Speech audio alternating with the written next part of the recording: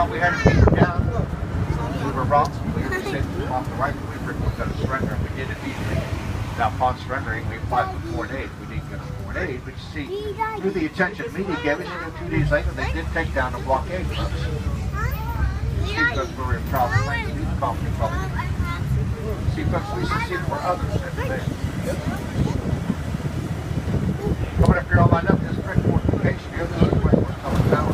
It's actually obsolete before it was finished. Due to mention something called breakaway cannon.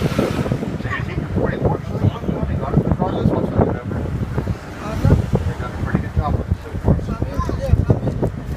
Over here to my left again is more of our beach area. That's called Hicks Beach. The water's always calm coming in there, folks. Because 7 miles per east, we haven't had to read down there. That stops on this big heavy wave coming in. Now we could actually use those big waves coming in here like the ones you could surf off of. Because then we hit up against that coral rock shore and it would grind it up and make things.